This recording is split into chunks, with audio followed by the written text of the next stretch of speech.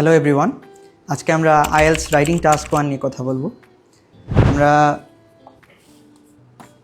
Writing task 1-এ সাধারণত 7 ধরনের question face করে থাকি। এই 7 ধরনের কোয়েশ্চেনের মধ্যে আজকে আমরা আলাদাভাবে বেসিক্যালি 4 ধরনের কোয়েশ্চেন নিয়ে আমরা কথা বলবো, 4 টাইপস অফ কোয়েশ্চেন। সো আমার মেইন পারপাস হচ্ছে কি আজকে আমরা এই 4 ধরনের কোয়েশ্চেনে একটা সিমিলারিটিস খুঁজে বের করা।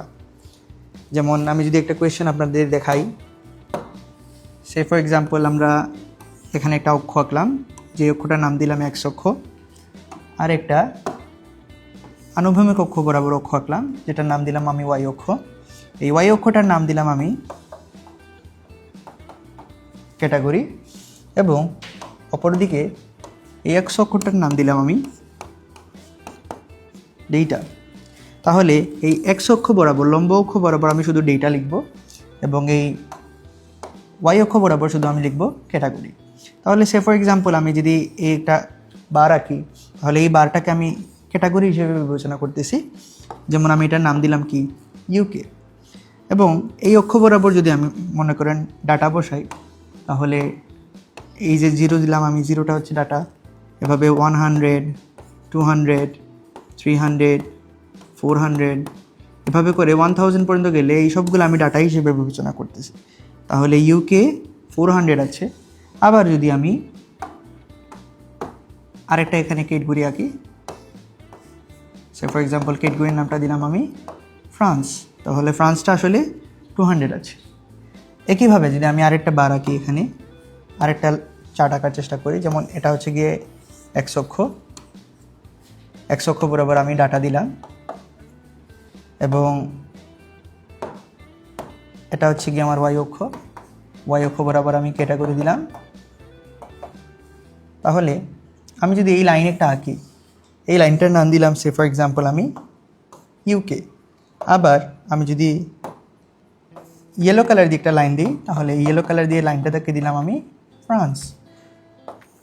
তাহলে এই দেখেন আমি এক্স অক্ষ বরাবর ডাটা এবং ওয়াই অক্ষ বরাবর ক্যাটাগরি দিতেছি। আমি যদি এখানে দিয়ে থাকি 0, 100, 200, 300, এগুলো সবগুলো আমি ডাটা হিসেবে বিবেচনা করতেছি।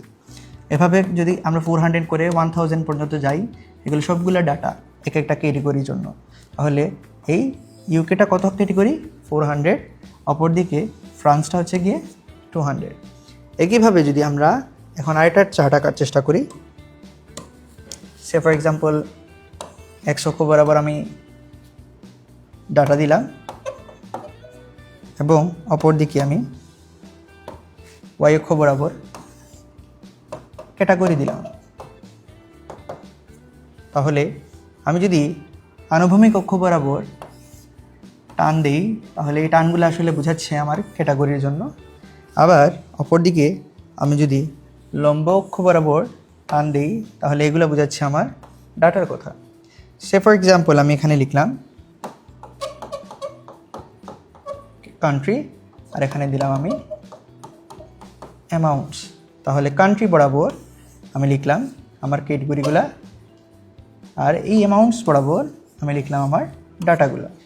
তাহলে আমি লিখলাম কি এখানে ইউকে, এখানে লিখলাম ফ্রান্স। তাহলে ইউকে আমরা এখানে হিসাব করছিলাম কত? 400, আর ফ্রান্স ছিল আমার কত? 200। একই ধারাবাহিকতায় যদি আমরা আরেকটা চার্ট লেখার চেষ্টা করি, যেমন আমরা যদি এখানে দেখার চেষ্টা করি,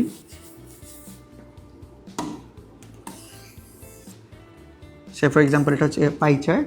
পাই চার্টে অর্ধেকের চেয়ে বেশি জায়গা জুড়ে আছে আসলে ইউকে, অপরদিকে অর্ধেকের চেয়েও কম জায়গা জুড়ে আছে ফ্রান্স। কারণ হচ্ছে গিয়ে ইউকে হচ্ছে গিয়ে 400 আর ফ্রান্স হচ্ছে 200।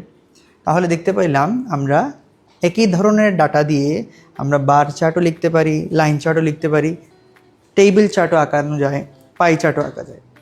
তাহলে এই যে 4 ধরনের কোয়েশ্চেন, বার, লাইন, পাই, টেবিল, এই 4 ধরনের কোয়েশ্চেন আসলে একই সূত্রে গাঁথা।